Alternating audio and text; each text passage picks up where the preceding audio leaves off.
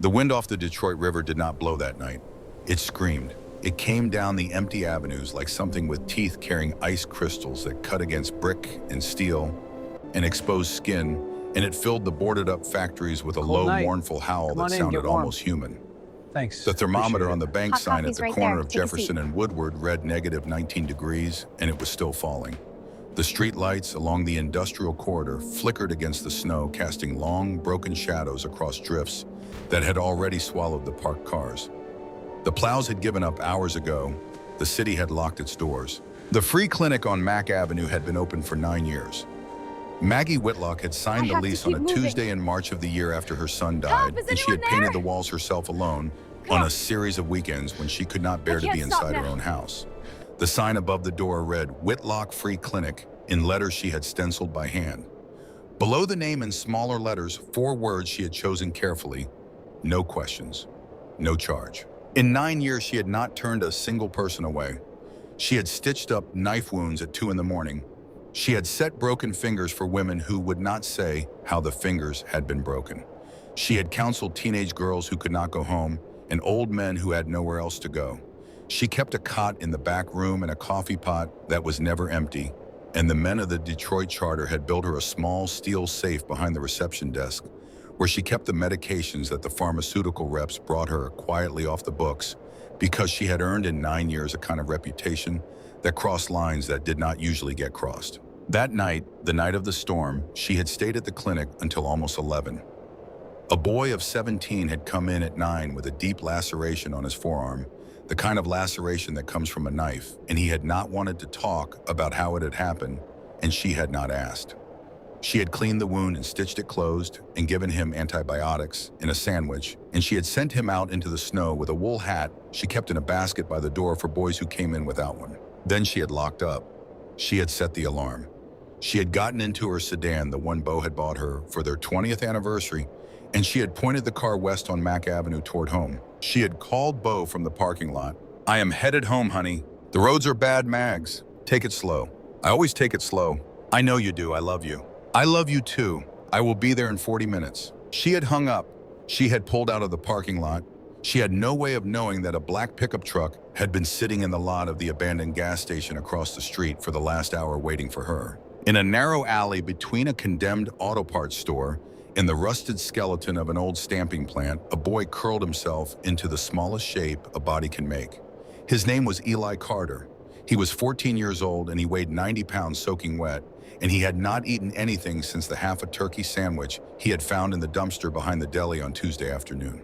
That sandwich was now wrapped in a piece of newspaper inside the front pocket of his canvas parka. He had been rationing it for 2 days, 3 small bites a day. He told himself that was enough. He told himself a lot of things to keep moving. Eli had run away from his foster home in Toledo when he was 12. The man who was supposed to be his father had a temper that came out of a bottle, and the woman who was supposed to be his mother had a way of looking through him like he was a window onto something unpleasant. Eli had taken his mother's old wool blanket, the only thing left of her, and he had walked out the back door one summer night and never gone back. He had ridden freight trains north. He had slept in libraries and church basements and underneath the bleachers of high school football fields. He had learned which dumpsters held the cleanest food and which alleys belonged to, which men and which steam grates pushed out warm air in the deep cold months. His mother had died of cancer when he was 9. Her name was Hannah. She had hair the color of wheat and a laugh that sounded like wind chimes, and on her last day in the hospital, she had held his small hand in both of hers and told him that he was going to build beautiful things one day. Eli wanted to be an architect. He wanted to design houses that were always warm. He had a notebook he kept inside his shirt against his skin, and in it he drew floor plans by candlelight. Houses with thick walls, houses with fireplaces in every room, houses with no locks on the bedroom doors. He had never known his father. His father was a name on a piece of paper, a man who had died in some kind of accident in Pittsburgh when Eli was 6 before memory took root. His mother used to say his father was a good man who worked with his hands and loved his family. That was all Eli had, a name and a sentence. Tonight the cold was different. Eli had survived 2 Detroit winters by knowing the city's secret warm places, but tonight the cold had teeth that found him through 3 thrift store sweaters and an oversized canvas parka, and his mother's wool blanket pulled up over his head like a shroud. He breathed into the small, dark cave he had made of himself and tried to keep the air warm against his face. His fingers were beginning to ache in that particular way that meant the next stage was numbness. And after the numbness came the white waxy skin, and after that came the part where you stopped feeling anything at all and went to sleep and did not wake up. He had seen it happen the winter before to an old man named Gregory who had taught him how to fold cardboard for insulation. They had found Gregory frozen to a bench in Cass Park in March. Eli had cried for a man he had known for 3 months as if he were blood. He was thinking about Gregory when he heard the crash. It came from the avenue 2 blocks west. The sound traveled strangely through the snow, muffled and yet enormous, the unmistakable music of metal failing and glass breaking and something heavy leaving the road. Then cutting through it, the ugly throat of a heavy truck engine accelerating away. Eli froze inside his blanket. He knew the sound of an accident. He knew the sound of an accident that was not an accident. The streets had taught him the difference. He held his breath. He counted to 100. He listened for sirens and heard none. In this part of the city on a night like this, the police would come when they came. An ambulance was a luxury reserved for neighborhoods the city still pretended to care about. Then he heard the footsteps. They were wrong. That was the first thing he noticed. They did not have the rhythm of a person walking. They had the rhythm of a person trying to walk and almost failing. Drag step, drag step.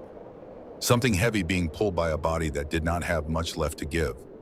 The footsteps came down the side street and turned into his alley, and Eli pressed himself deeper into the cardboard and pulled the blanket tighter and prayed to the God his mother had believed in that whoever it was would pass by. She did not pass by. She made it 10 feet into the alley before her legs gave out, and Eli heard her go down, heard the soft, heavy sound of a body meeting the snow, and then he heard nothing at all except the wind. He waited. He counted again. He told himself, mind your own business. That is the rule. The only rule, the rule that has kept you alive for 2 years on these streets. Mind your own business. But the silence stretched, and the silence was a kind of death. And Eli Carter was the son of a woman who had told him on her last day that he was going to build beautiful things. He pushed the blanket off his head. She was lying on her side about 12 feet from him, half buried already in the blowing snow. A woman, older than him by a lot, maybe 45. Dark hair coming loose from a braid. A wool coat that had been good once and was now soaked through with blood at the shoulder. And under the coat, half visible, the black leather of a vest. And on the back of that vest, even in the dim light of the alley, even half hidden by her arm, Eli could see the shape he had been taught to fear and to never ever look directly at. The winged death's head, the colors of the Hells Angels motorcycle club. Eli's breath stopped in his chest. He knew who they were. Every kid on the streets knew who they were. They were not a gang.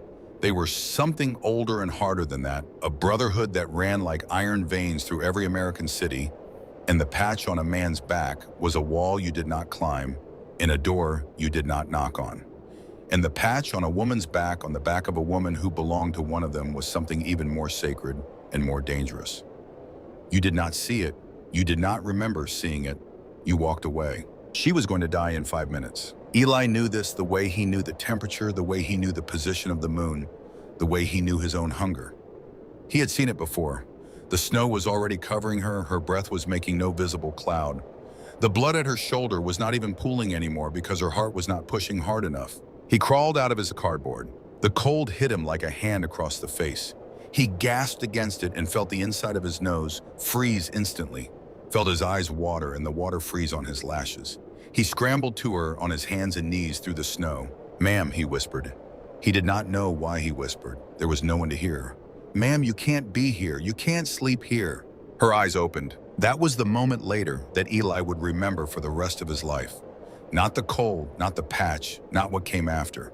The moment her eyes opened and she looked at him. Hazel eyes, unfocused, searching and then sharpening.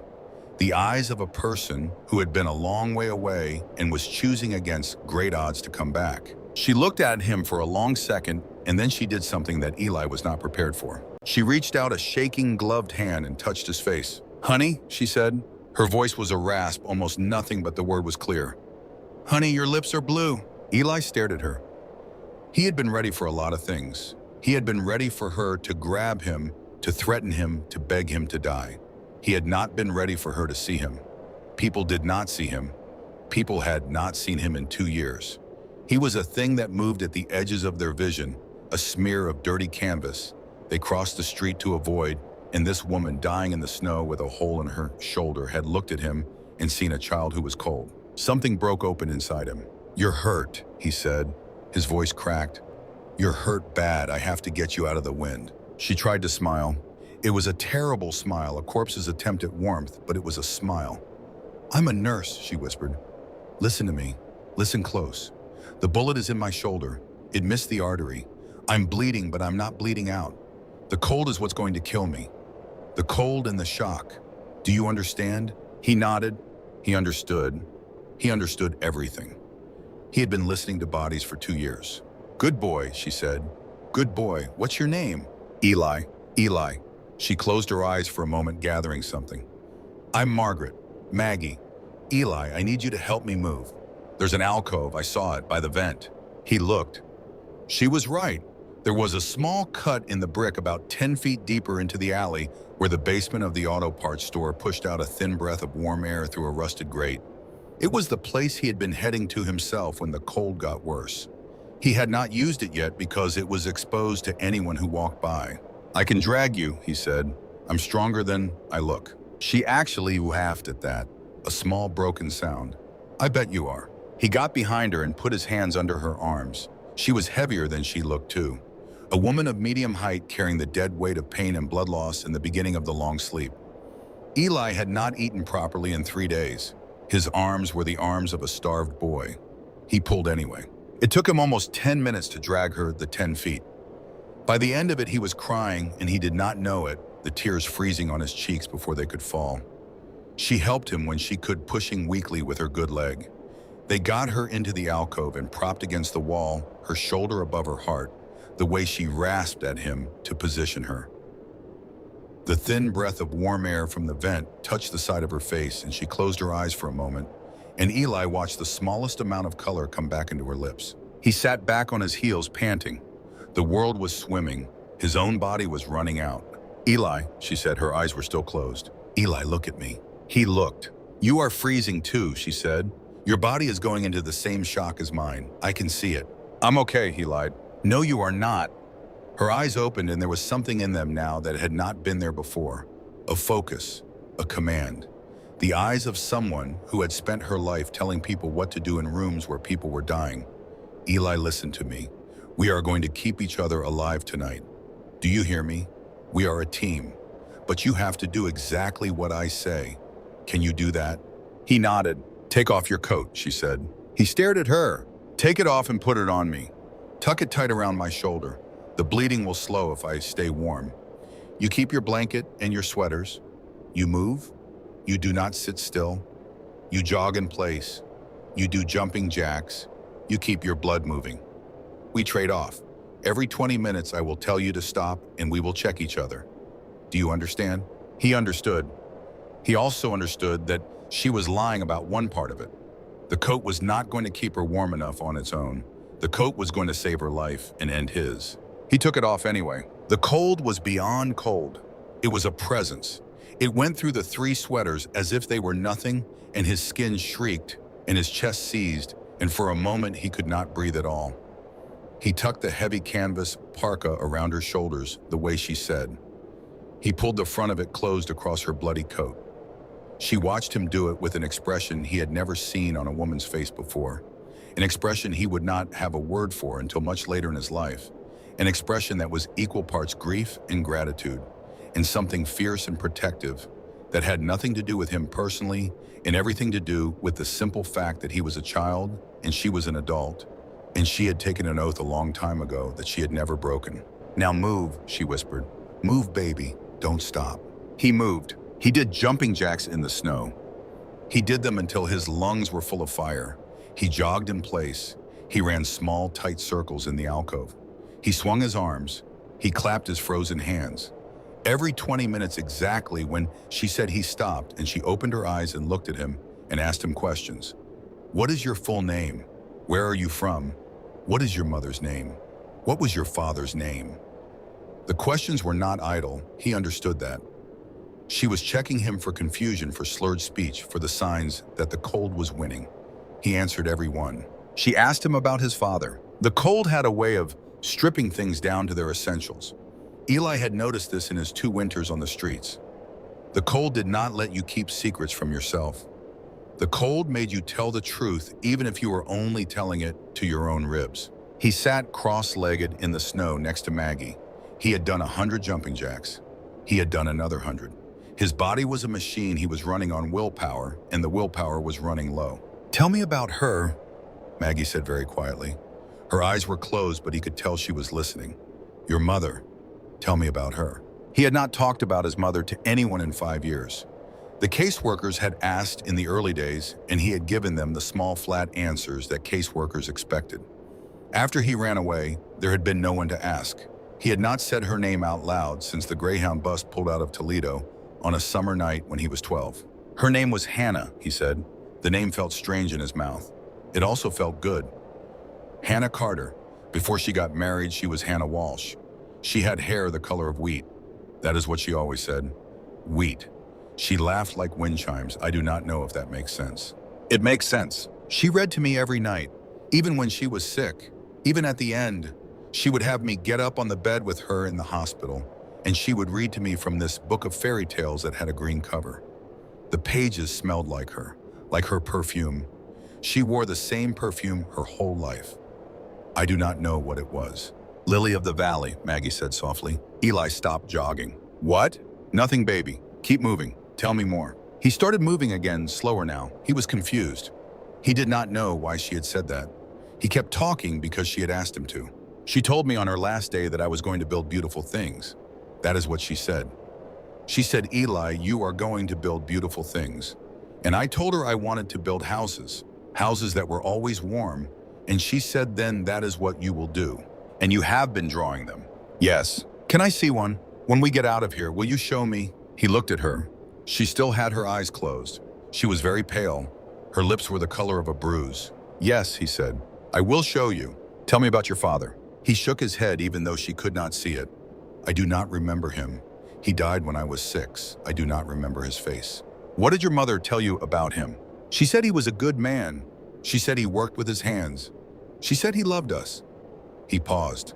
He was jogging in place very slowly now. She said he died saving people at the steel mill. There was an accident. He got 3 other men out before the second explosion. That is what she told me. I do not know if she made that up to make me feel better. "She did not make it up."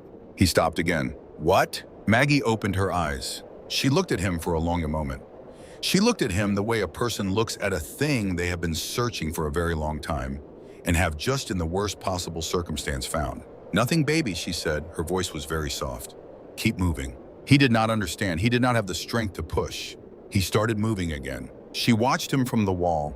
She watched the 90-pound body of a 14-year-old boy who was the son of a man she had held in her arms 8 years ago in a burn ward in Pittsburgh, who had asked her with his last breath to find his child. She watched him and her heart did a thing it had not done in 8 years. It cracked the rest of the way open. She closed her eyes again. She did not say anything else. She would tell him.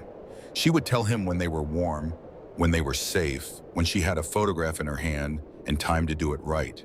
She would not tell him here in an alley with men trying to kill her, with both of them, within an hour of dying. He had carried his father's memory alone for 8 years. He could carry it a little longer. "Eli," she whispered. "Yes, I'm very glad it was you who found me." He kept moving. He did not answer. He could not. There was a thing happening inside his chest that did not have words. Around 2 in the morning, he heard the boots. He stopped mid-jump and held his breath. 2 sets of footsteps, heavy, deliberate, coming down the avenue. Then turning, coming into the alley. Flashlight beams cutting through the swirling snow, sweeping the dumpsters, sweeping the doorways. A voice, low, irritated. "Boss said she crawled. She couldn't have got far." Another voice. "In this weather, she's a snowbank somewhere. Let's just call it. You want to be the one who tells him we didn't check, you go ahead." The flashlight beams swept closer. Eli's heart did something it had never done before. It did not pound. It went very quiet and very steady and very cold, and a kind of clarity he had never felt in his life dropped down over him like a hood. He looked at Maggie. Her eyes were open. She was watching him. She mouthed two words. He read them on her lips. Bottle, throw. He looked. 6 feet from him, half buried in snow, was a thick brown beer bottle some drunk had left months ago. He moved without sound. He picked it up. He looked back at her. She mouthed one more word. Far. He understood. He turned and he wound up his small, starved arm, and he threw that bottle as hard as he had ever thrown anything in his life, in an arc that took it up over the dumpster and across the side street and into the brick wall of the building opposite, where it shattered with a noise like a gunshot in the frozen quiet. Over there! The first voice barked. The flashlights swung, the boots ran. The two men crashed out of the alley and toward the sound, and Eli pressed himself against the brick beside Maggie and shook so hard he thought his bones would come apart. Her good hand found his and held it. Good boy, she whispered. Good boy, good boy. The footsteps faded. The wind took back the alley. Eli sat down in the snow next to her. He could not stand anymore. His legs simply would not do it. Eli, Maggie said, Eli, look at me. He looked. She was crying. He had not seen her cry before, even when he was tucking the coat around her shoulder, even when he had pulled her through the snow. She was crying now. I had a son, she said. Her voice was very soft. His name was Daniel. He drowned in Lake Michigan when he was 14 years old. He would have been your age. He would have been exactly your age. Eli did not know what to say to that, so he did not say anything. He just held her hand. You are not going to die tonight, Maggie said. Do you hear me, Eli Carter? You are not going to die tonight. I will not allow it. He nodded. He believed her. He did not know why, but he believed her. The hours after that were a blur. She made him talk. She made him tell her about the houses he wanted to build. She made him describe each one in detail, the number of rooms, the placement of the windows, the kind of stone he would use for the fireplaces. She told him she had a husband named Bo who would like him. She told him her husband was a complicated man who looked frightening but had a soft heart. She told him about the free clinic she ran on the east side, the cot in the back room, where she sometimes slept when a patient was bad off. She talked, and her voice grew weaker and weaker, and Eli understood that she was talking to keep herself awake, and he understood that he was listening to keep himself awake, and somewhere in the deepest part of the night, the two of them became something they had not been before. They became a thing that was bound. They became something that would not let go. Around 4 in the morning, she stopped talking. Eli's heart seized. He shook her good shoulder, gently terrified. Maggie, Maggie. Her eyes opened slow. I'm here, baby. Don't go to sleep. I won't. Promise me. I promise. The first pale gray of dawn began to show above the rooftops. The wind had finally died. The world was more silent than Eli had ever heard it. Maggie opened her eyes and looked at him with a clarity that surprised him. Eli, she said, it is time. The diner on 8th. They open at 6. You go there now. You tell them there is a woman in this alley who has been shot and who has hypothermia.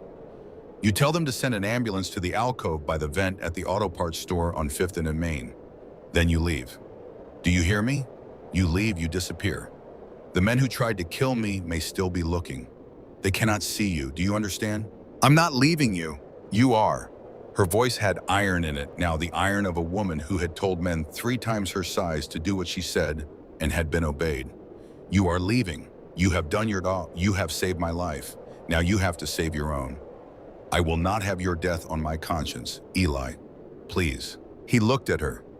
He looked at the parka still wrapped around her shoulders, his only coat, the thing that had stood between him and the cold for 2 winters. Keep it, he said. I don't need it.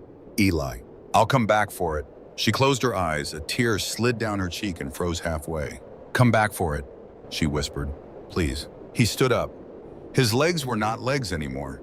They were 2 columns of ice that he commanded by force of will. He took 1 step and then another, and then he was walking out of the alley, and the cold without the parka was something he could not describe and would never try to describe to anyone for the rest of his life. He walked the 3 blocks to the diner. He pushed open the door. The waitress behind the counter dropped the coffee pot she was carrying when she saw him. There's a woman, he said. His voice sounded like it was coming from very far away. Alley by the auto parts store, 5th and Main, shot, cold, send help. He turned and walked out before she could speak. He did not go far. He could not.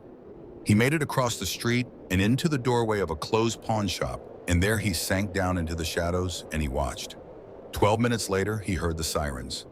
He watched the ambulance come. He watched two paramedics run into the alley with a stretcher. He watched them come out with Maggie, strapped down, an oxygen mask on her face, his old canvas parka still tucked around her body. He watched the doors close. He watched the ambulance pull away with its lights painting the snow red and white. Only then did he let himself collapse. The pawnshop doorway was deep enough that the wind could not reach him. He pulled his knees to his chest and put his arms around them and lowered his head. And the last thing he thought before the dark took him was that he hoped she would live, because she had a husband named Bo who loved her, and because somewhere in this terrible city, there was a woman who had looked into his face and called him honey. 40 miles to the west, in the fortified compound of the Detroit clubhouse, Bo Whitlock had not moved from the window for 6 hours. He had called her cell at midnight.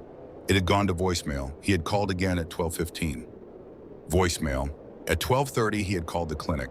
At 12:40, he had sent two prospects in a four-wheel drive to drive the route between the clinic and the house.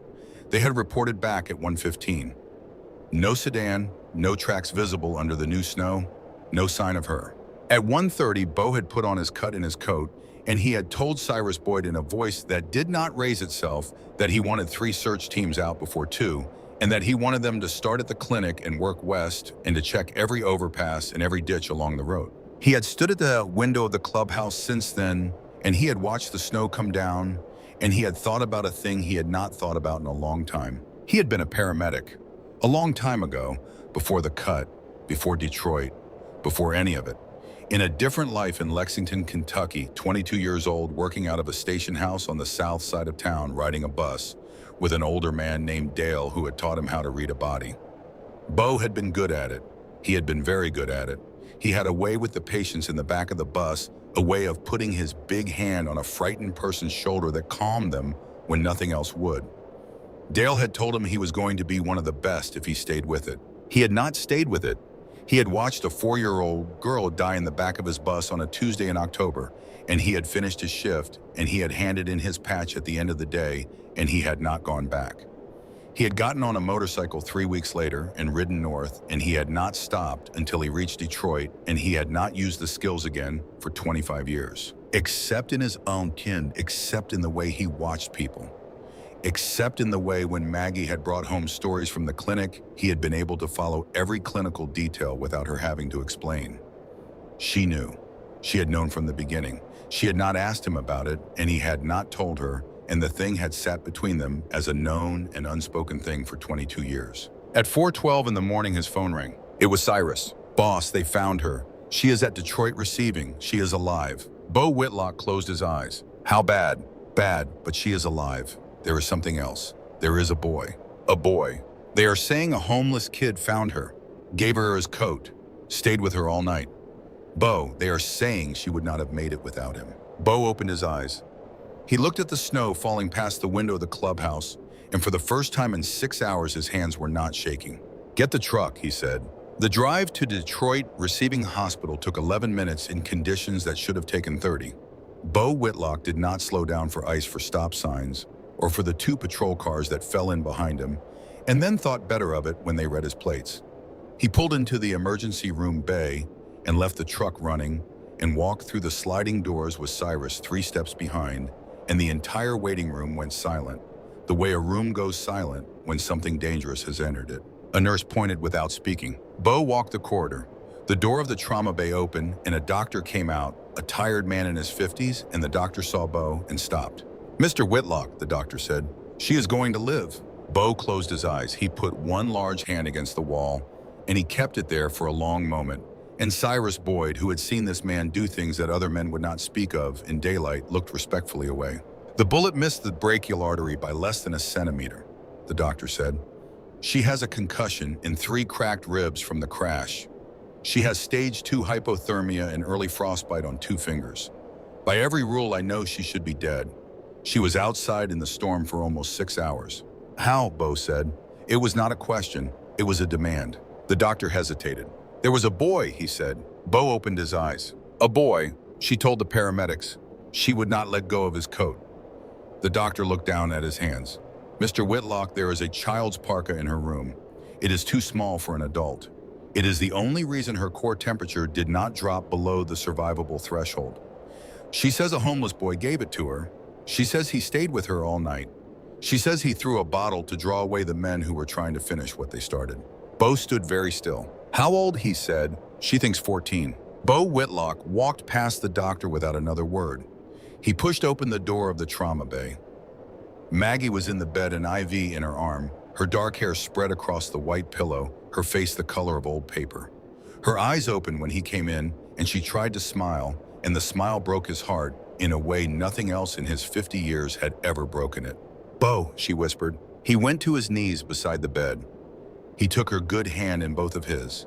He pressed his forehead against her knuckles, and he did not speak because he could not. "Bo," she said again, "you have to find him." He lifted his head. "Find him," Maggie said. "He saved me." He took off his coat in 20 below, and he put it on me. He is 14 years old, Bo. He is the same age Daniel would have been. Bo's jaw tightened. "His name is Eli Carter," Maggie said. "And Bo, listen to me. Listen. His father was Jameson Carter, the steel mill in Pittsburgh, 8 years ago. Bo, I held his hand when he died. I held that man's hand. He asked me to find his son. I tried, Bo. I tried for a year, and the system swallowed the boy, and I lost him. I lost him, and I never forgave myself." Bo looked at his wife. He looked at the woman he had built his life around, the woman who ran a free clinic out of a storefront on the east side, the woman who had buried their only child 15 years ago and had spent every day since trying to save someone else's. He looked at her, and he understood in the way he always understood her, without needing the words, what she was telling him. This was not coincidence. This was not chance. This was the thing his mother used to call Providence back when he was a small boy in Kentucky, and the world made a different kind of sense. "Where is he now?" Bo said. "I don't know." Tears were running down Maggie's face. "He left. He saved me, and he left, and he is out there. Bo, he is out there in the cold without a coat. Bo, find him." Bo Whitlock stood up. He looked down at his wife for one long moment. Then he leaned down and kissed her forehead very gently, the way a man kisses a thing that is precious to him beyond the saying of it. He walked out of the trauma bay. In the corridor, Cyrus Boyd was waiting. Bo Whitlock looked at his sergeant-at-arms. His eyes were the eyes of a man who had made a decision, and the decision was the kind that did not get unmade. "Call them," Bo said. Cyrus waited. "Call all of them," Bo said. "Cleveland, Columbus, Indianapolis, Chicago, New York, Newark, Philadelphia, every charter east of the Mississippi. Tell them what happened. Tell them about the bomb. Tell them I want every patched member who can ride or be driven to be in Detroit by tomorrow morning. Tell them we are looking for a 14-year-old child who saved my wife's life, and we are going to tear this city down to the foundations until we find him." Cyrus Boyd nodded once. He took out his phone. In the doorway of a closed pawn shop on 5th Street, a half-mile away, a boy was sleeping in the cold with his arms wrapped around his knees and frost beginning to form on his eyelashes. And he did not know that across the city of Detroit, on a morning in late December, that would later be remembered as the coldest morning of the decade, 4,000 engines were beginning to wake. Maggie Whitlock did not stay in the bed for long. The doctor told her she would. The doctor told her with the practiced authority of a man who had been overruling patients for 30 years that she had been shot, that she had 3 cracked ribs, that her core temperature had been 1 degree above the threshold below, which the human heart begins to fail, and that she would remain in this hospital for a minimum of 72 hours under observation. Maggie Whitlock listened to him with her hazel eyes very calm and very steady, and when he was done, she said in a voice that did not raise itself even a fraction that she needed a wheelchair and her clothes and a cup of coffee in that order, and that she needed them in the next 10 minutes. The doctor opened his mouth to argue. The door opened and Bo Whitlock came back in, and the doctor closed his mouth. "Bring her what she asked for," Bo said. The doctor brought her what she asked for. Maggie sat up on the edge of the bed with her good hand braced against the mattress and her bad shoulder strapped tight against her body, and she let Bo help her into the soft sweatshirt and the loose pants that Cyrus Boyd had sent a prospect to get from her closet at home. She did not cry out when he eased the sleeve over the bandages. She did not cry out when he lifted her into the wheelchair. She set her jaw the way she had set it the day they buried Daniel, and she said very quietly, "Take me to the conference room. I want every senior patch in this city in front of me in 20 minutes. Bo looked at her for a long moment. "Maggie," he said. "Bo, you almost died." "I did not die." She reached up with her good hand and took his face between her fingers, the way she had done it for 22 years of marriage. And she looked at him with a look he had never been able to refuse and never wanted to. "Bo, there is a boy out there in the cold without a coat. He is 14 years old and he is the son of a man I held in my arms while he died. I am not lying in this bed while you find him. I am going to find him. Do you understand me?" He understood her. He had always understood her. He pushed her wheelchair out of the trauma bay himself. The hospital had a small conference room on the second floor that was usually used for delivering bad news to families. Cyrus Boyd had cleared it. 6 of the highest-ranking patches in the Detroit charter were standing around the table when Bo wheeled Maggie in, and every one of them removed his cut and held it folded against his chest when she crossed the threshold. This was a thing they did for her. They did not do it for many people. She looked at them. She did not waste a word. "There is a boy," she said. "His name is Eli Carter. He is 14 years old. He is 5'2", 90 pounds, blonde hair, blue eyes. He has been living on the streets of this city for 2 years. Last night he gave me the only coat he owned, and he sat with me through 6 hours of negative 20-degree weather, and he threw a bottle to draw 2 armed men away from me when they came back to put a second bullet in my head. He is somewhere in this city right now, and he is in the late stages of hypothermia, and if we do not find him in the next 12 hours, he is going to die. I want him found. I want him found before nightfall. Are we clear?" The 6 men nodded. None of them spoke. "Cyrus," Maggie said. "Ma'am, how many riders?" "Last count 4,000 and counting. Cleveland is loading bikes onto flatbeds. Columbus is already on the road. New York is in the air. The East Coast nomads chartered a plane to Toledo, and they are riding north from there. We will have boots on the ground by dusk." Maggie nodded once. "Good," she said. "Now listen to me, every one of you. This is not a war party. We are not riding into Detroit to break things. We are riding in to find a child. You will tell every man who comes through the gate that the priority is the boy. The iron serpents will be dealt with. They will be dealt with completely. But the boy comes first. Anyone who forgets that, anyone who lets pride or anger get in the way of the search answers to me. Personally, are we clear?" "Yes, ma'am," the 6 men said in something close to one voice. "Good. Cyrus, get me a map of the city. I want every alley, every overpass, every abandoned building, every steam grate in a 5-mile radius of 5th and Main marked. Bo, go to the alley. Walk it yourself." He left tracks. "Find them. The rest of you organize the grid. Go." They went. Bo lingered for a moment in the doorway after the others had gone. He looked back at his wife sitting in the wheelchair with the unbroken side of her face turned to the gray light from the window, the bandage white against her dark hair. And for a moment, he was not the president of the Detroit charter of the Hells Angels Motorcycle Club. He was a man looking at the only thing in his life he had ever been afraid of losing.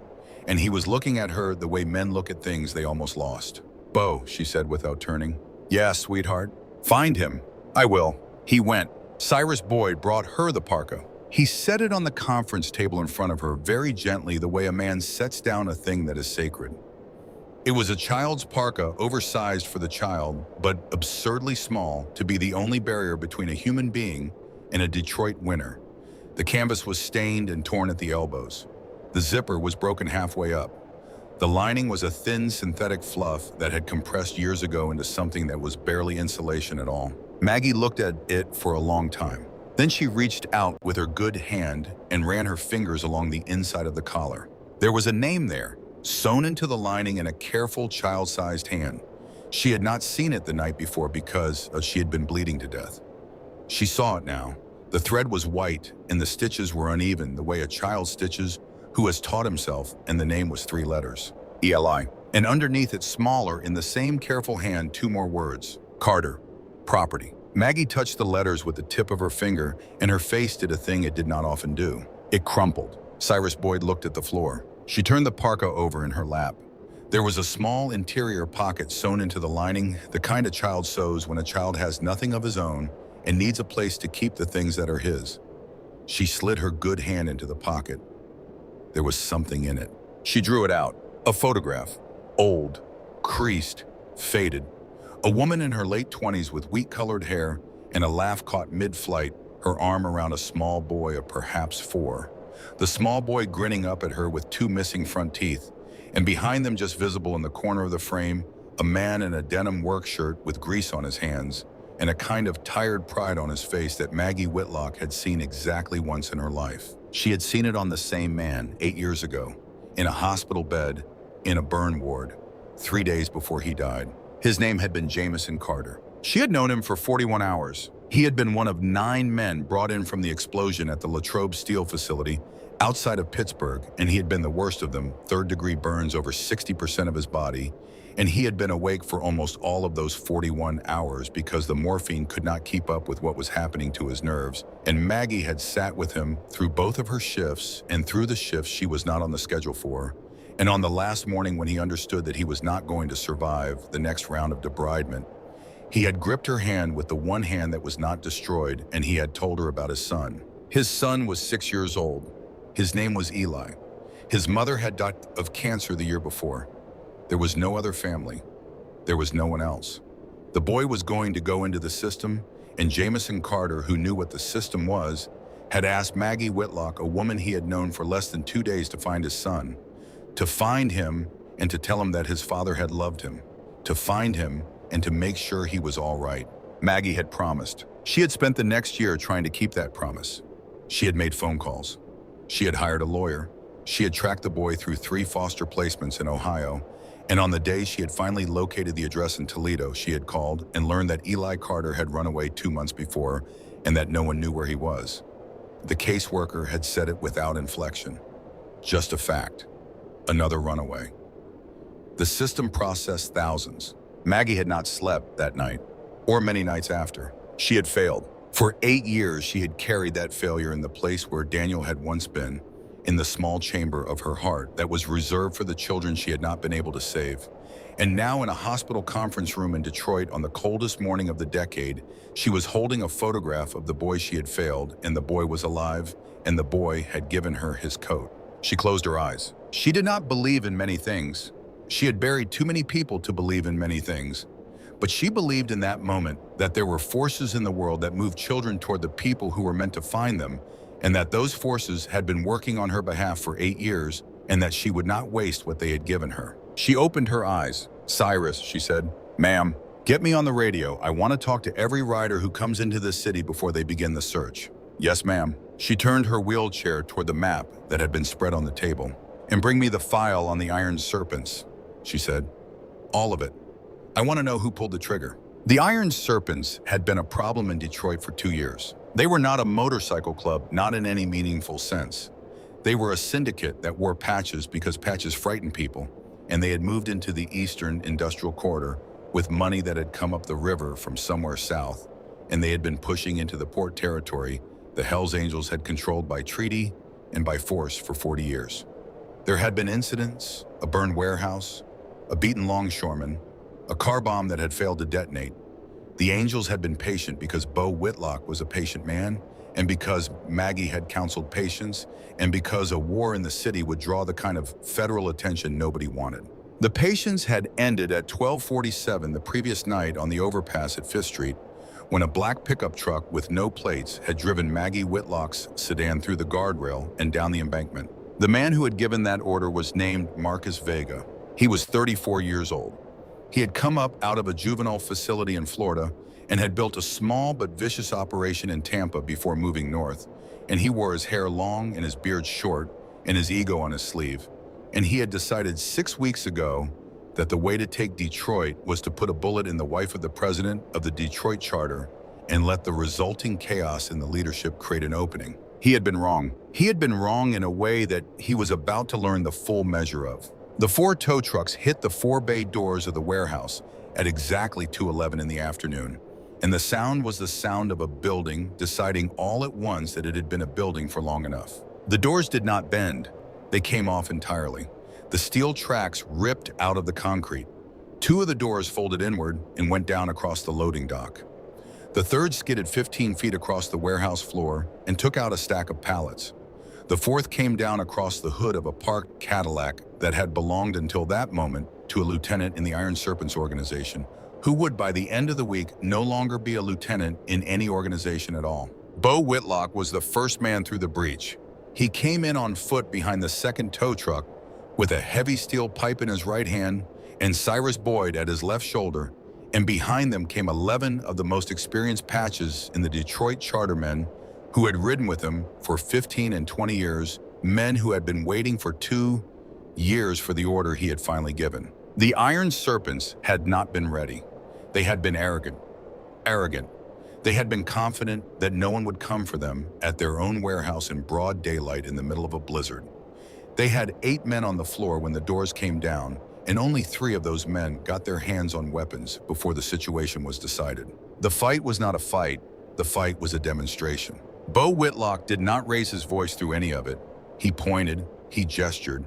The men under his command moved like a single organism, and inside of 90 seconds, every Iron Serpent in the building was on the concrete floor with his hands behind his back, and Cyrus Boyd was zip-tying them to the steel support columns one by one with the patient efficiency of a man tying tomato plants in a garden. Bo walked through the warehouse.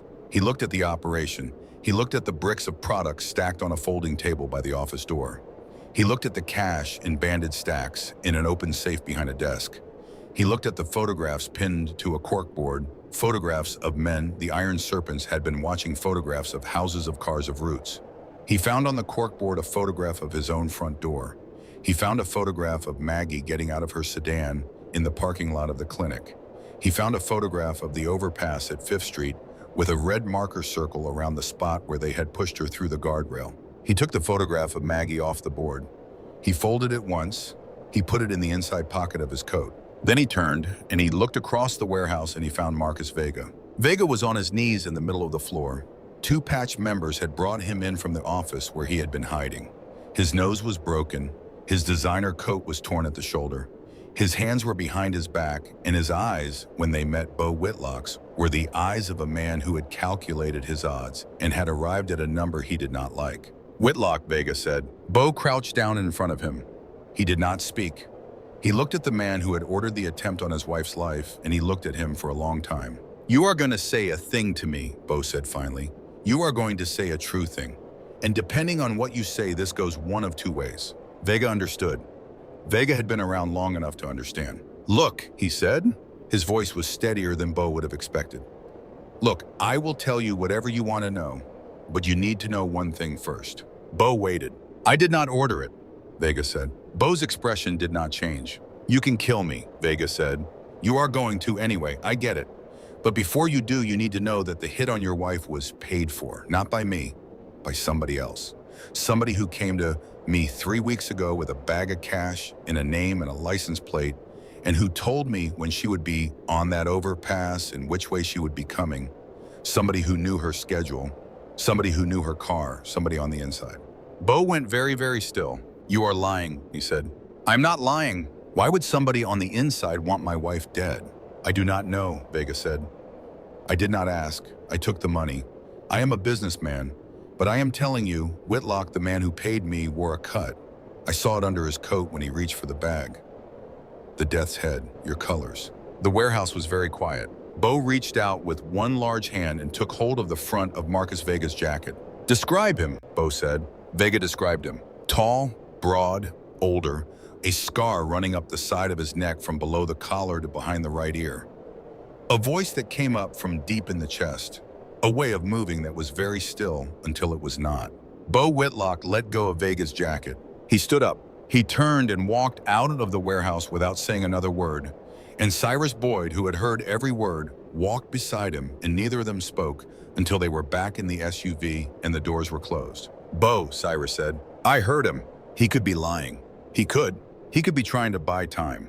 He could." Bo Whitlock looked out the window at the gray river and the gray sky and the gray warehouses, and his face was the face of a man who was beginning to consider a possibility he did not want to consider. "The scar," he said, "the voice, the way of moving." Cyrus did not answer. "Tell me I am wrong," Bo said. Cyrus did not answer. "Cyrus." Cyrus said, "There are maybe 100 patch members in this country with a scar like that. It does not have to be him. It does not have to be. But, they sat in the SUV for a long minute. The heater hummed. The snow began again soft, the second front coming in. "Do not say his name," Bo said. "Not yet. Not until we know. If we are wrong and the whisper goes around, we tear the charter apart for nothing. Yes, Bo. Drive. While Bo Whitlock was beginning to suspect a thing that would by nightfall become a knife in the soft underside of the brotherhood he had built, Eli Carter was waking up. He woke because somebody was kicking his foot. He came up out of the dark, a man surfacing from underwater. And he opened his eyes, and the first thing he saw was a pair of work boots about 4 inches from his face. He flinched and tried to scramble back, and his back was already against the pawn shop door, and his body refused to move the way bodies refuse to move when they have been very cold for very long, and he made a small animal sound he did not recognize as his own. Easy, kid. A voice, low, gravelly, old. Eli looked up. The man crouching in front of him was old, 60, maybe 70, white hair to his shoulders, a beard that reached his sternum, a long army surplus coat patched at the elbows. His eyes were a faded blue, and they were not unkind. Easy, kid, the old man said again. I'm not going to hurt you. You know me. I sleep under the 8th Street Bridge. You gave me half a sandwich in October. You remember? Eli remembered. Vaguely. A man with a beard. He had given the man half of a found sandwich because the man had looked the way Gregory had looked the winter before. Sully, the old man said.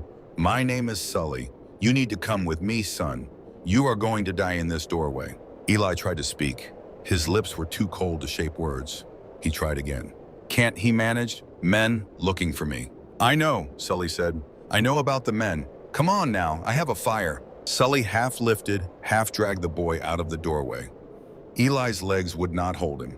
Sully put one of Eli's arms around his neck and walked him 3 blocks west slowly through the snow to a place behind the abandoned movie theater on 9th, where a small fire was burning in a steel drum and a tarp had been strung between 2 walls to make a kind of lean-to. There was another man there. A black man, also old, sitting on a milk crate with his hands held out to the fire. This is the boy, the second man said. This is him, Sully said. Levon, get the blankets. Levon got the blankets. 2 of them army surplus wool, threadbare but dry. The 2 old men wrapped Eli in them and sat him as close to the fire as they dared and pressed a tin cup of hot coffee into his frozen hands. Drink it slow, Sully said. Don't gulp, slow. Eli drank it slow. The warmth of the coffee moving down his throat was the most beautiful thing he had ever felt. He started to cry. He did not make any sound. The tears just ran down his face, and Sully and Levon pretended not to notice. Kid, Sully said after a while. Kid, listen to me. Word is out about you. The bikers are looking for you, all over the city. Eli's head snapped up. His face went white. No, Sully said quickly, holding up a hand. No, listen, they are not looking for you to hurt you. The word is they are looking for you to thank you. Something about a woman you helped last night. They are looking everywhere. Eli stared at him. He could not understand the words. They did not arrange themselves into a meaning. They are not gonna hurt me. They are not gonna hurt you, son. They are looking for you to take you in. Eli started to shake. It was not the cold this time. It was something else, a thing that had been wound tight inside him for 2 years and was not used to being given permission to come loose. I can't, he said. I can't go with them. I can't go anywhere. They are gonna put me back in foster. They are gonna put me back. Son, I can't. Sully looked at Levon. Levon looked at Sully. They had the look of 2 old men who had seen the system from the inside themselves a long time ago, and who knew exactly what the boy was afraid of. Kid, Sully said gently, you are gonna freeze if you stay out here. Your body is shutting down. You are not going to make it through tonight. You understand me? I can't. Listen to me, listen. The president of that club, his name is Bo Whitlock. I have known of him for 30 years. He is not a man you run from. He is a man you run to. And his wife, the woman you saved, that woman runs the free clinic on the east side. She has stitched up half the people in this camp at one point or another, including me. She is the closest thing to a saint this city has got. They are not going to hurt you, son. They are going to take care of you. I would stake my life on it. Eli shook his head. He could not stop shaking it. I have to go, he said.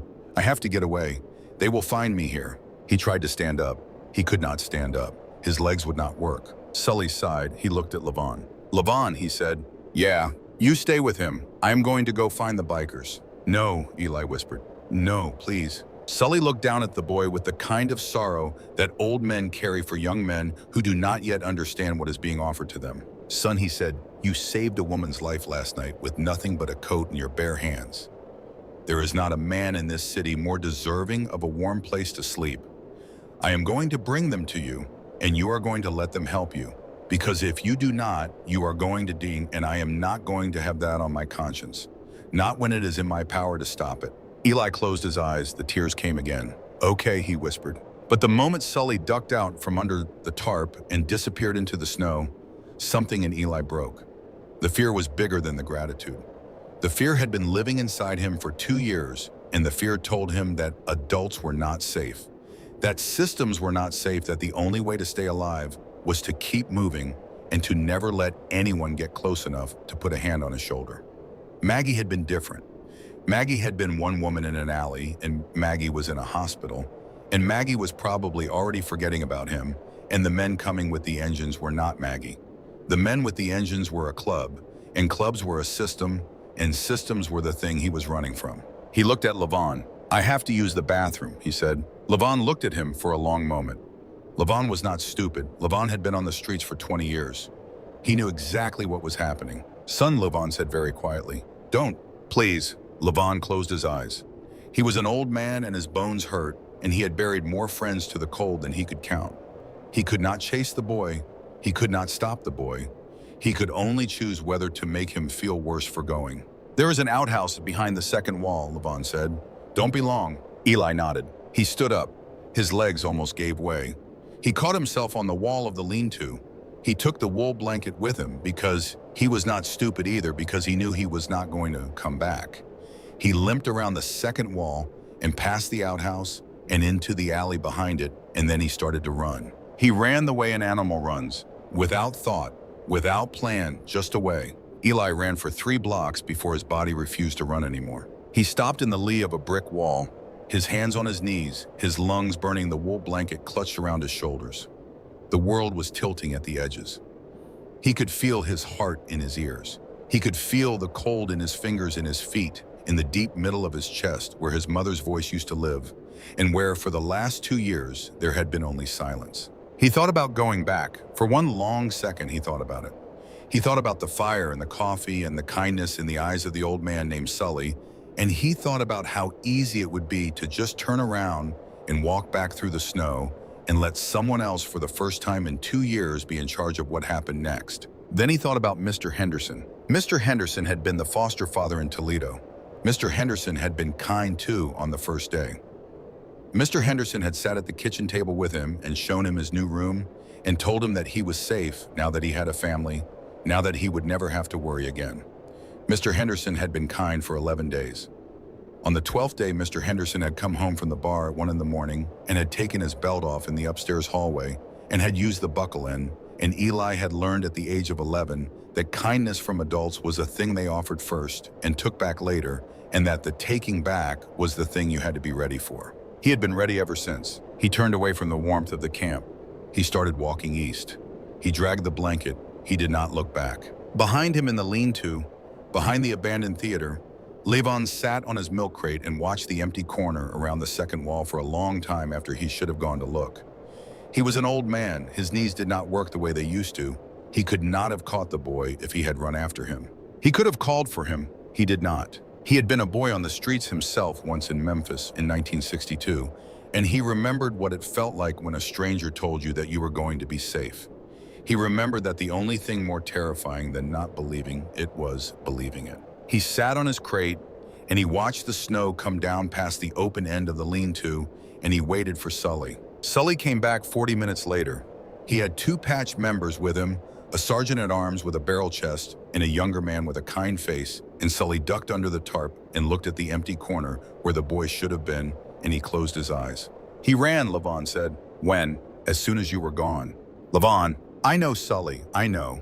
I could not stop him. I could not have stopped him with a rope." Sully turned to the sergeant-at-arms. The sergeant-at-arms' name was Cyrus Boyd, and he had been listening to the exchange with the patient attention of a man who had spent 30 years reading other men. "East," Sully said. "He went east. He was not running fast. He was almost out on his feet when he left here. He cannot have made it more than a few blocks. He is looking for somewhere to hide, somewhere quiet, out of the wind." Cyrus nodded. He keyed the radio on his shoulder. "Command, Boyd. Subject confirmed east of 9th on foot, advanced hypothermia, fleeing." He is going to try to get underground or indoors. Pass the word. Foot search no engines every basement window and storm cellar and steam grate east of 9th in a 10-block radius. Move now. We have maybe an hour. The radio acknowledged. Cyrus turned to the two old men in the lean-to. He looked at Sully. He looked at Levon. He looked at the small cold fire and the threadbare blankets in the milk crates, and his face did something he did not let it do often. Both of you, he said, get your things. The truck is at the corner. You sleep at the clubhouse tonight, both of you. Levon looked up. His eyes were wet. Mr. Levon said, I cannot pay you for that. You already did, Cyrus said. He turned and ducked out of the lean-to and was gone. He came to a place where the sidewalk dropped away into a stairwell, an old stairwell, concrete steps going down into the dark sealed long ago by an iron grate that someone had pried open years before and never fixed. A faded sign at the top of the stairwell, illegible under decades of grime, read, Woodward Station, a subway terminal that had been abandoned in the 1970s when the funding ran out and the city had moved on to other failures. It was dark down there. It was quiet. The wind could not reach. Eli Carter, 14 years old, 90 pounds in 3 sweaters and a stolen blanket, in the late stages of severe hypothermia, stepped through the gap in the iron grate and went down into the dark. He did not know that across the city, at that exact moment, his father's photograph was being held in the trembling hand of a woman in a wheelchair who was looking at it and weeping and saying his name out loud over and over like a prayer she had been waiting 8 years to be allowed to say.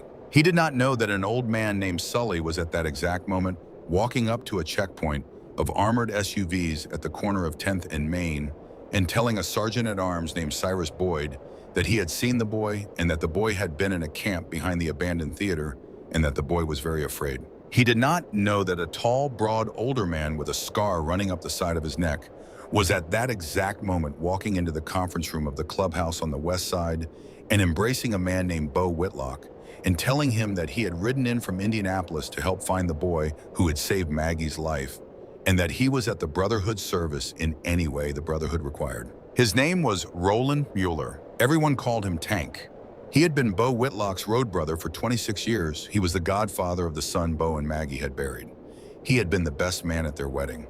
And 3 years ago, his own son, a young patch member named Mason Mueller, had been killed in a confrontation with a rival club in Cleveland that Bo Whitlock had ordered and that had gone wrong in ways Bo had never stopped paying for in his own private way in the small hours of his own private nights. Tank Mueller had stood at his son's grave and had embraced Bo Whitlock and had told him that it was not his fault, and Bo had believed him because Bo had needed to believe him, and because the Brotherhood was the thing that held them all together, and the Brotherhood did not survive the kind of fracture that the truth would have caused. But Tank Mueller had not believed his own words, and Tank Mueller had spent 3 years building a quiet, careful plan to take from Bo Whitlock the one thing whose loss would destroy him completely, and to do it in a way that no one would ever be able to trace. And the plan was, at this moment, in danger of unraveling, because the boy who was supposed to be a footnote, the unforeseen variable, the homeless child who had inexplicably saved Maggie Whitlock's life, was alive. For now, in the dark of the abandoned Woodward Station, Eli Carter sat down with his back against the cold tile of an old ticket booth and pulled the blanket tight around his small body. He could no longer feel his fingers. He could no longer feel his feet. The shivering had stopped 20 minutes ago. He understood what that meant. He had seen Gregory. He thought about Maggie. He hoped she was warm. He hoped she had a husband who was kind to her. He hoped she got to go home. He thought about his mother. He thought about her hands on his when he was small, the way she had said his name. He thought about how she had told him on her last day that he was going to build beautiful things. He was sorry. He was sorry he was not going to get to. He closed his eyes. Above him in the city, 4,000 engines were beginning to converge on a single block. A woman in a wheelchair was holding a photograph and giving an order in a voice that did not shake. An old man named Sully was telling a sergeant-at-arms what direction the boy had run. A man named Tank Mueller was standing in a clubhouse with his arm around the shoulders of his oldest friend, smiling, and inside his coat against his ribs was a small caliber pistol he had carried for 3 years and never used. The hunt was closing. The boy in the dark did not know it. He drifted. The old man named Sully stood at the checkpoint at 10th and Main with his hands open at his sides the way a man stands when he is talking to other men who are armed and on edge, and he told Cyrus Boyd everything he knew. He told him about the camp behind the abandoned theater. He told him about the coffee and the blankets and the way the boy had cried without sound. He told him that the boy had run. He told him the direction the boy had run. He told him that the boy was terrified of the engines, that the boy did not understand the engines were coming for him in love, that the boy had spent 2 years in a system that had taught him adults were the thing you ran from, and that the boy was now somewhere east of 9th Street with the late stages of severe hypothermia and a wool blanket and no coat. Cyrus Boyd listened to all of it without interrupting. When Sully was done, Cyrus put his hand on the old man's shoulder. He did not say thank you. The Brotherhood did not say thank you for a thing like this. He simply said, "What do you need?" Sully looked at him. "My friend Levon and me," Sully said. "We sleep under the bridge on 8th. The cold is going to take one of us this winter. Probably Levon. His lungs are bad." Cyrus nodded once. "Tonight," Cyrus said, "you both have beds at the clubhouse. Tomorrow we figure out the rest of the winter. You have my word." Sully closed his eyes for a moment.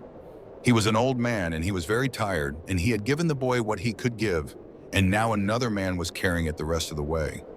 He nodded. He did not trust his voice. Cyrus turned to the radio. "Command, Boyd. I have a confirmed sighting. Subject was at a homeless camp behind the abandoned theater on 9th at approximately 1540. Subject fled east on foot, dragging the right leg wrapped in a wool blanket. Subject is in advanced hypothermia and is fleeing from us, not toward us. He thinks we are here to hurt him. Repeat. He thinks we are here to hurt him. Pass the word. No engines east of 9th. No shouting. Foot search only. Move." The radio crackled with acknowledgments. Up and down the avenue, 4,000 riders began in absolute silence to dismount. In the conference room of Detroit Receiving Hospital, Maggie Whitlock heard the call come over the speaker that Cyrus had set on the table beside her, and she closed her eyes for 1 second, and then she opened them, and she rolled her wheelchair forward, and she put her good hand on the map. "East of 9th, she said. "Show me what is east of 9th. A prospect named Daly, 22 years old, terrified to be in the same room with her, leaned over the map with a trembling finger. "Warehouses, ma'am, mostly condemned. The old paper plant, the rail yard, and, He stopped. "And what?" "The Woodward Station, ma'am. The old subway terminal. It was sealed off in 73. Maggie went very still. "The subway," she said. "Yes, ma'am." She closed her eyes. She was back in the alcove. She was back in the dark at 3 in the morning with a child sitting cross-legged in the snow next to her, his thin sweaters stiff with frost, talking to her about the houses he wanted to build.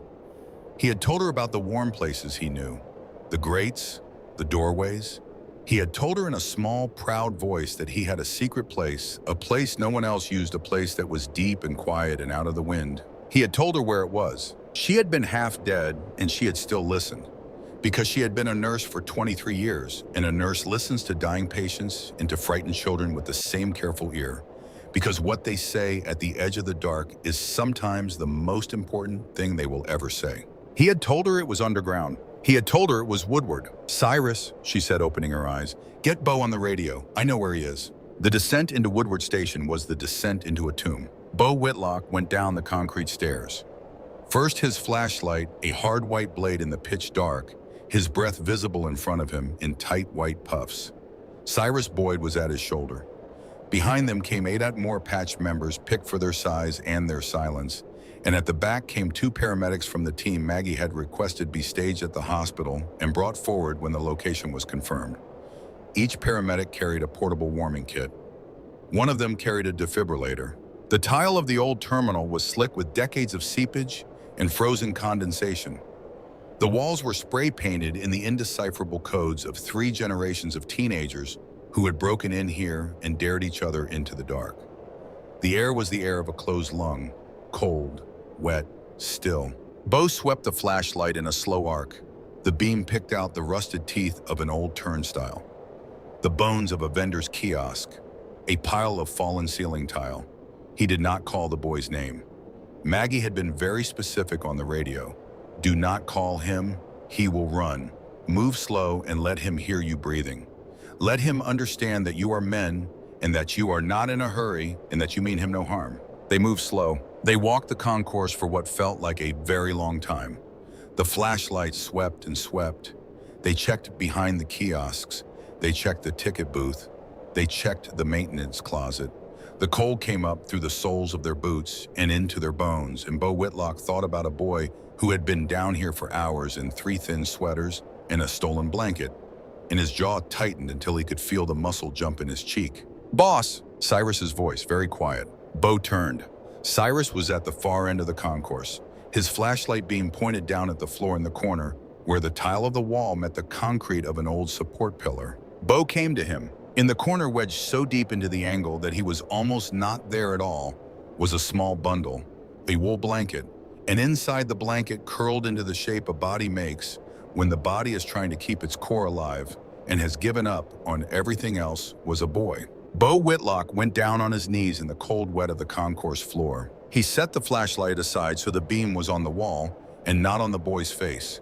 He reached out very gently and pulled the edge of the blanket back. The boy's face was the color of paper. His lips were the color of a bruise. Frost had formed in tiny crystals on his eyelashes and at the corners of his nose. He was not shivering. He was not moving at all. "Eli," Bo said. His voice was very soft. He had not spoken his wife's name with more care ever in 22 years. "Eli, son, open your eyes." The boy did not move. Bo put 2 fingers against the side of the boy's neck. He held them there. The seconds went by. He felt the cold of the boy's skin through the cold of his own fingers, and for a moment he thought there was nothing. Then a flutter, a pulse so faint it was almost not a pulse at all. Once, twice, a long pause. Once again. "He's alive," Bo said. The paramedics were already moving. Bo lifted the boy out of the corner himself. He did not let the paramedics touch him until he had the boy in his arms. The boy weighed nothing.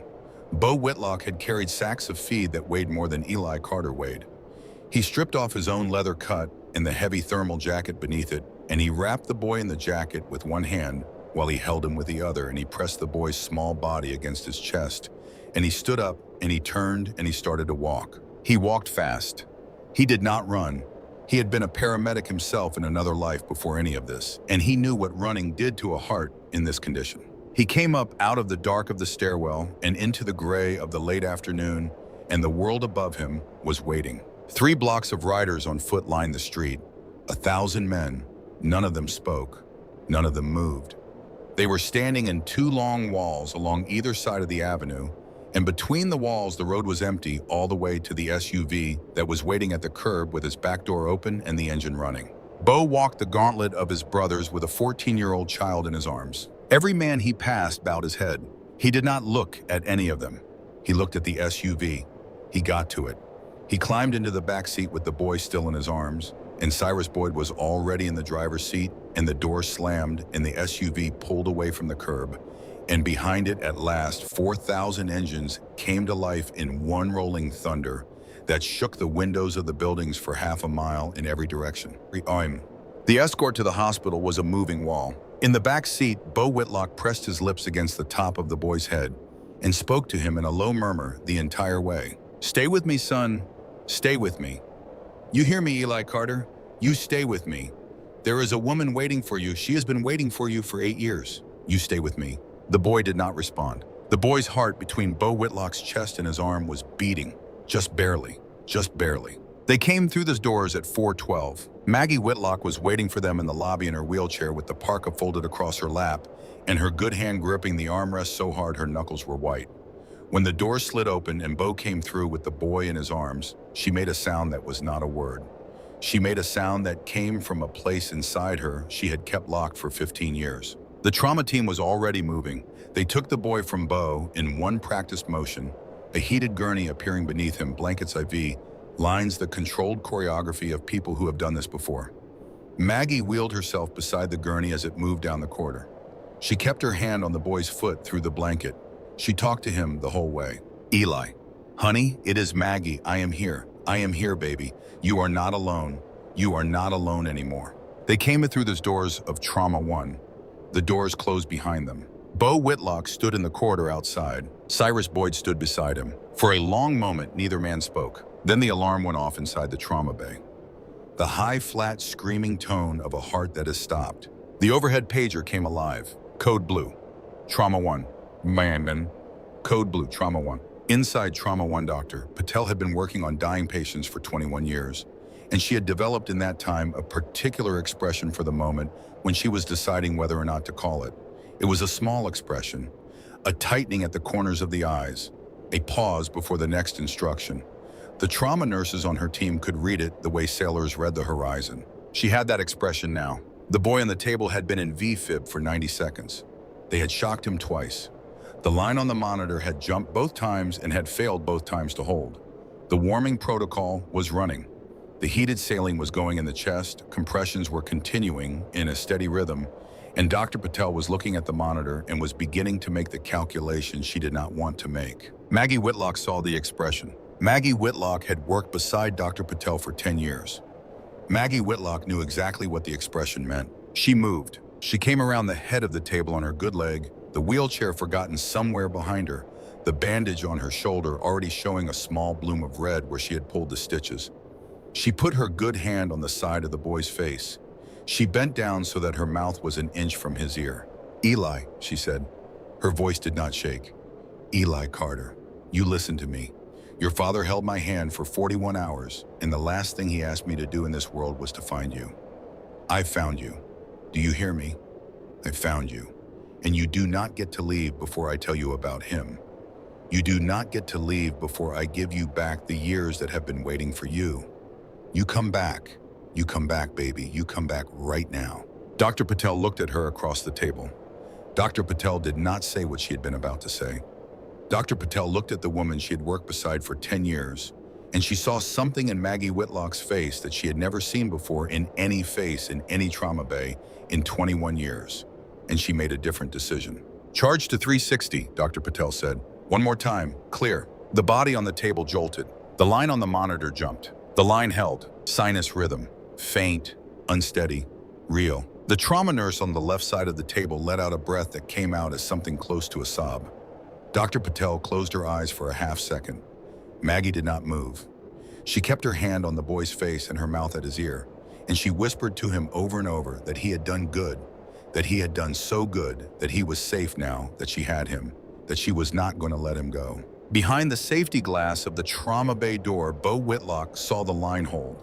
He saw it through the glass. He saw his wife bent over the boy. He saw the trauma team begin to relax their shoulders one by one, the way a team relaxes when it has won a thing it had not been sure it was going to win. He pressed his forehead against the glass. He stayed that way for a long time. The boy was moved to a private room on the 3rd floor an hour later. A patch member named Wexler was assigned to the door. Cyrus Boyd had picked him personally. Wexler was 28, a former Army Ranger, and he had been with the club for 6 years. He was a man Cyrus would have trusted with his own life, which was the standard he applied to anyone he posted at a door behind which Maggie Whitlock was sitting. Maggie was in a chair beside the bed. She was holding the boy's hand. She was watching his face. The IV in his arm was warming his blood. The monitor above the bed beeped steady. The ventilator he had been on in the trauma bay had been removed. He was breathing on his own. He had not yet opened his eyes. Bo Whitlock came into the room at 6:15. He stood in the doorway for a long moment, looking at his wife and at the boy, and then he came across the room and he stood behind her and he put his hand on her shoulder. "How is he?" Bo said. "He is going to live." "Good." "Bo." "Yeah." She did not look up at him. She was still looking at the boy. "Bo, I need you to do something for me." "Anything." "I need you to leave this room and find Tank. I need you to bring him here. I need to thank him personally. He rode in from Indianapolis. He should be the first man to see the boy." Bo's hand on her shoulder went very still. He did not speak for a long moment. Then he said Maggie. She heard it in his voice. She had been married to him for 22 years. She heard it in the one word. She turned her head and looked up at him. "Tell me," she said. Bo Whitlock looked down at his wife, at the bandage on her shoulder, at the bruises on her face, at the sheer exhausted will in her hazel eyes, and he told her. He told her what Vega had said in the warehouse. He told her about the man with the scar and the voice and the way of moving. He told her about the cut under the coat. He told her that he had not wanted to believe it and that he had told Cyrus to keep silent and that he had spent the entire afternoon hoping he was wrong. Maggie listened to him without expression. When he was done, she turned her face back toward the boy on the bed. For a long moment, she did not speak. Then she said quietly, "Tank." Bo closed his eyes. "Yes," he said. "He has never forgiven you." "No. He has been with us at every Christmas for 3 years." "Yes." He carried Daniel's coffin. Maggie, he is here in this hospital right now. Yes. Maggie Whitlock was quiet for a long, long moment. Her good hand was still wrapped around the boy's small fingers, and the boy's chest rose and fell. Rose and fell, and the monitor beeped, and outside the door of the room, Wexler, the former ranger, stood with his hands clasped in front of him and his eyes on the corridor. Bo, Maggie said. Yeah. Go and find Cyrus. Bring him here. And Bo. Yeah.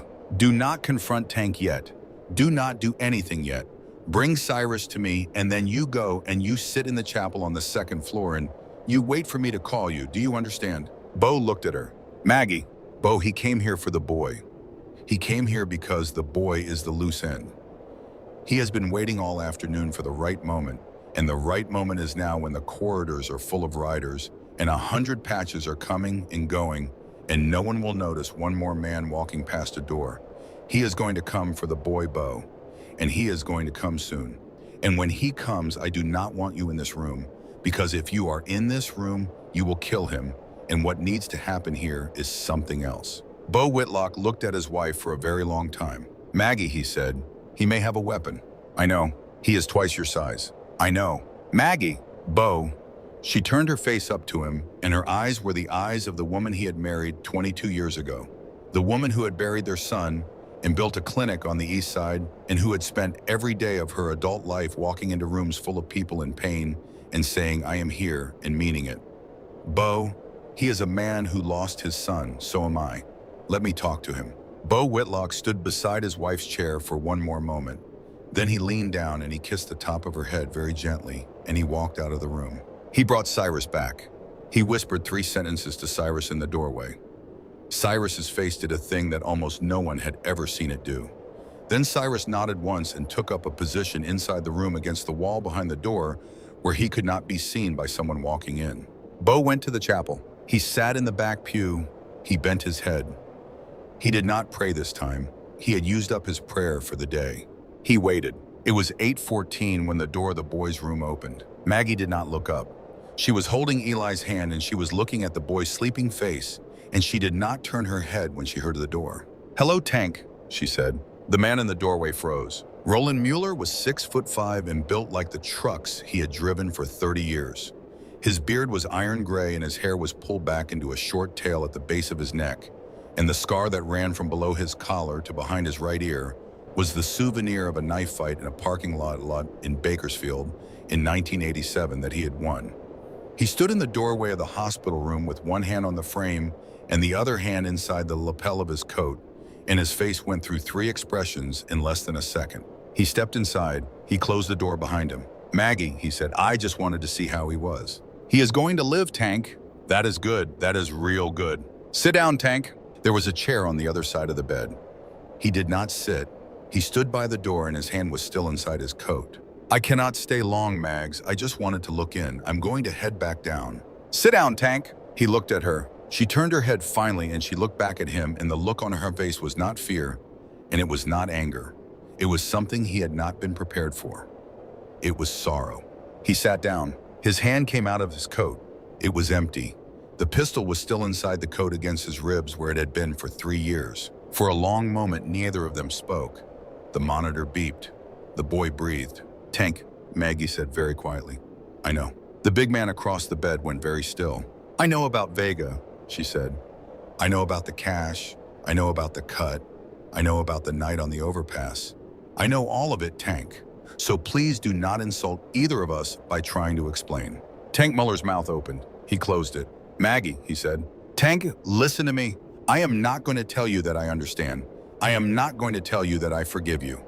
Those are not words you have earned, and they are not words I am ready to give. What I am going to tell you is this. I had a son. His name was Daniel. He was 14 years old when I lost him. There has not been a day in 15 years when I have not woken up in the morning and remembered in the half second before I am all the way awake that he is gone, and then I have had to remember it again. Every single morning for 15 years. Tank Muller's face did something. He looked away. You lost Mason 3 years ago, Maggie said. And every morning since then, you have woken up and you have remembered in the half second before you are all the way awake that he is gone. And then you have had to remember it again, and you have blamed my husband for it. I know you have. You have been carrying it for 3 years, and you have smiled at us at Christmas, and you have hugged me at the 4th of July picnic. And underneath all of it, you have been carrying this, and finally you decided that the only way to make it stop hurting was to make him hurt the way you hurt, to take from him what was taken from you. Tank Muller put his face in his hands. Tank, look at me. He did not move. Roland! He looked up. His eyes were wet. Roland, Maggie said, you and I have known each other for 25 years. You held my son when he was 3 days old. You sang to him at his christening. Do you remember the song you sang? Tank Muller nodded. He could not speak. That boy in this bed, Maggie said. That boy in this bed is 14 years old. He is the same age my son was. He is the same age your son was when you taught him to ride. He gave me his coat in 20 below weather, Roland. He did not know who I was. He did not know who you are. He was a child in an alley, and I was a stranger bleeding in the snow, and he gave me his coat. And you came here tonight to put a bullet in him, because he saw something he should not have seen, because he is a loose end. Tank Muller was crying. He was not making a sound. His shoulders were shaking, and the tears were running down into his beard, and Maggie Whitlock watched him cry, and she did not look away. Roland, she said, Daniel did not come back when I begged him to come back. Mason did not come back when you begged him to come back. This boy came back. He came back tonight. He came back because we made him, because we did not let him go. And I am asking you, Roland, I am asking you as the woman whose son you sang to, do not take him. For a long, long moment, Tank Muller did not move. Then very slowly he reached inside his coat.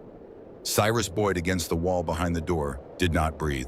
Tank's hand came out with the pistol. He set it on the bedside table. He pushed it across the table toward Maggie. He put his face in his hands and he wept, and the sound that came out of him was the sound of a man who has been carrying a thing for 3 years that has been killing him, and who is finally setting it down. Cyrus Boyd stepped out from behind the door. He took the pistol off the bedside table.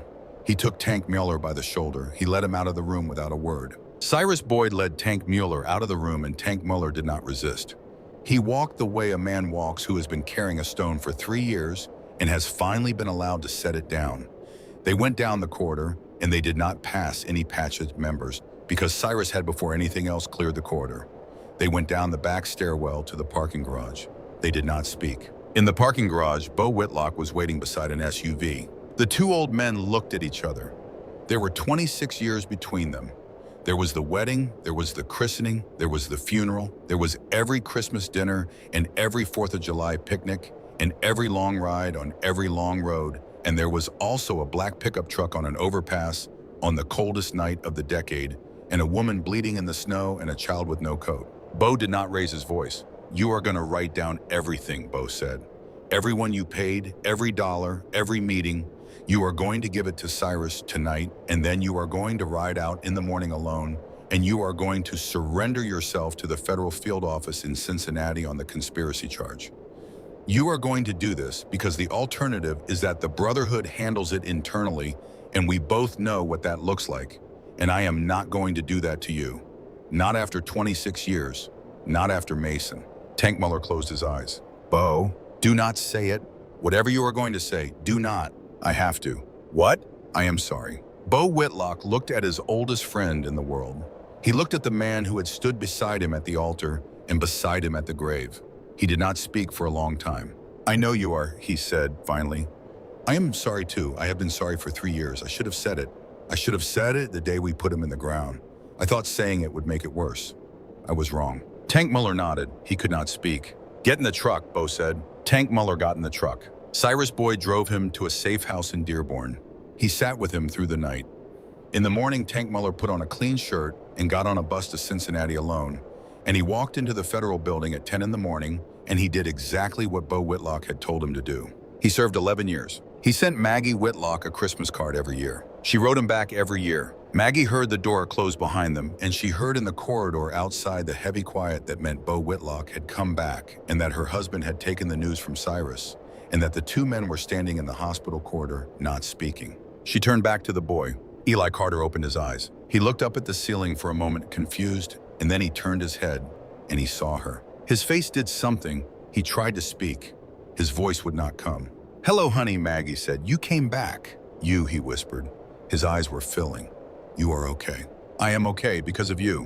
Where am I? You are in a hospital. You are safe. Nobody's going to hurt you. I promise you, Eli. Nobody is ever going to hurt you again. He looked at her for a long moment, and she could see in his face the fear that was still in him. The foster homes, the system, the thing that had taught him that adults were the thing you ran from. She reached into the pocket of her sweatshirt. She took out the photograph. She laid it on the blanket beside his hand. He looked down at it. His eyes went wide. His small hand came out from under the blanket and picked it up, and he held it close to his face and his lips parted. My mom, he whispered. Yes. And me. Yes. And his finger trembled on the corner of the photograph. Is that my dad? Yes, baby, that is your dad. I don't remember his face. I never remembered his face. I know, sweetheart. He looked up at her. The tears were running down both sides of his face. How do you have this, he said. Maggie Whitlock took a long breath. She had been waiting 8 years to say what she was about to say. She had rehearsed it 1,000 times in the small hours, in the long drives, in the moments when she could not sleep. She had never quite known the words. She knew them now. Eli, she said, 8 years ago in a hospital in Pittsburgh, I took care of a man who had been very badly burned in an accident at a steel mill. His name was Jamison Carter. He was your father's sweetheart. He was a good man. He saved 3 of his co-workers before he was caught in the second blast. He was awake for almost 2 days, and he was in a great deal of pain, and he talked to me about you the whole time. He showed me that picture. He told me that your name was Eli, and that you were 6 years old, and that your mother had died the year before, and that he was afraid of what would happen to you. He asked me before he died to find you, to make sure you were all right, to tell you that he loved you. The boy was sobbing, silent, his whole body shaking. I tried, baby, Maggie said. I tried for a year. I lost you in the system.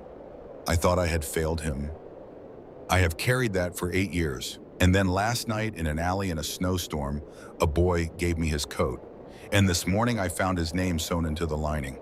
And I knew before I asked. I knew that the thing I had been praying for 8 years had finally been answered. She leaned forward. She took his face in her good hand. Your father loved you, Eli Carter. He loved you with everything he had. The last words he said in this world were your name. And he asked me to find you, and I did. I found you, or you found me. I am not sure it matters which. She paused. You do not have to go back into the system, baby. Not ever. There is a room in our house that has been empty for 15 years. It is yours if you want it. We are not your parents. We are not trying to be. But we are your family if you will have us. And nobody ever again is going to make you sleep in the cold. The boy was crying so hard he could not speak. He nodded. He nodded over and over, and he reached up with his small hand and wrapped it around her wrist, and he held on. Bo Whitlock came in. He stood at the foot of the bed. He looked at the boy. His face did something Cyrus Boyd had not seen it do in 12 years. He came around the bed and he sat down on the edge of it very carefully, and he took the boy's small hand in his own, enormous one, and he said, Hello, Eli. I am Bo. I am Maggie's husband. It is very good to finally meet you, son. The boy looked up at him. He did not speak. He did not have to. His face was an open thing. The 3 of them stayed like that for a long time. The monitor beeped. The snow had finally stopped outside the window, and the first stars of a clear winter night were beginning to come out over Detroit. 3 days later, Eli Carter walked out of the hospital under his own power. He was wearing new jeans and a new flannel shirt and a new winter parka, and over the parka was a leather vest that had been made for him in 2 days by a man named Hollis, who had been making cuts for the Detroit Charter for 30 years. The vest was small. It had to be. And on the front, where a patch member would have his name, there was a single word in red and white letters, protected. And below that, where the bottom rocker would be 3 words, honorary angel, Carter. Maggie Whitlock walked beside him on her own legs. Her arm was in a sling. Bo Whitlock walked on her other side, his hand at the small of her back. When the sliding doors opened and they stepped out into the cold, bright morning, Eli Carter stopped walking. The street in front of Detroit Receiving Hospital was lined for as far as he could see in both directions with motorcycles. Thousands of them, 4,000. Standing beside each one was a man in a leather cut, and as Eli stepped out, every one of those men raised his right fist into the air. There was no sound for one long second. Then Bo Whitlock raised his own fist. 4,000 engines came to life in one rolling thunder. The sound went up between the buildings of downtown Detroit and shook the windows for blocks. And Eli Carter, 14 years old, 92 pounds now, with color back in his cheeks and a leather vest on his small shoulders, looked up at Maggie Whitlock with a smile breaking across his face for what may have been the first time in years. Maggie leaned down. She put her good arm around him. She put her mouth close to his ear so he could hear her over the engines. "Your father would be so proud of you, baby," she said. "And I am so proud of you. And you are home now. You are home." She helped him into the back of the SUV. Cyrus Boyd closed the door. The convoy pulled away from the curb, 4,000 bikes falling in around them, and they rolled out through the streets of the city of Detroit, and a boy who had given a stranger his coat in a blizzard rode home to a house with a room that had been waiting for him for 15 years. The first Christmas in the Whitlock house was a quiet one. Eli woke up at 5:30 in the morning, which was a habit 2 years on the streets had given him, and which would take another year to fully break. He lay in the bed in the room that had once been Daniel's, in the soft cotton pajamas Maggie had bought him, and he looked at the ceiling and he listened to the silence of a house that was warm. He went downstairs at 6. He had thought he would be alone. He was not alone. Bo Whitlock was sitting at the kitchen table in a flannel robe with a cup of coffee in front of him, and when Eli came into the doorway, Bo looked up and smiled the way a man smiles who has been waiting. "Couldn't sleep, son?" "No, sir." "Me neither. Come sit. I made hot chocolate." Eli sat. The hot chocolate was in a heavy ceramic mug with a chip on the rim. Eli held it in both hands the way he had held the coffee in the lean-to behind the abandoned theater, and the warmth went into his palms, and he understood for the first time that this was a thing he was going to be allowed to have for as long as he wanted it. Maggie came down at 7. She kissed the top of his head as she walked past his chair, the way mothers kiss their sons casually without thinking about it, and she did not see his face when she did it. He sat very still for a long moment after she was passed. He had not been kissed by anyone since his mother died. He drank his hot chocolate. He did not say anything. Bo Whitlock across the table pretended not to notice that the boy was crying. 5 years later, on a cold December evening, a young man named Eli Carter, 19 years old, a sophomore in the School of Architecture at the University of Michigan, stood on a vacant lot on the east side of Detroit and turned over the first shovel of frozen earth on a project he had designed himself. The project was a 30-unit transitional housing complex for homeless veterans and their families. The walls were thick. Every room had a fireplace. None of the bedroom doors had locks. The complex was named on the sign at the gate the Carter Whitlock Houses. In the small crowd that had gathered in the cold to watch the groundbreaking, a woman in her 50s with a streak of silver in her dark hair stood next to a tall, broad, gray-bearded man in a leather cut. The woman was crying quietly, and the man had his arm around her shoulders. She was holding in her gloved hand an old creased photograph of a woman with wheat-colored hair and a small boy with 2 missing front teeth. The boy in the photograph was driving a shovel into the ground 20 feet away. He looked up. He saw her. He smiled. She raised the photograph to her heart. The wind off the river was cold, but it was nothing like the wind that had blown the night a 14-year-old boy had crawled out of a cardboard box in an alley off 5th and Main and given a dying stranger his only coat and changed the course of every life he touched, including his own. He had built a beautiful thing. He had built many beautiful things, and his father somewhere was proud.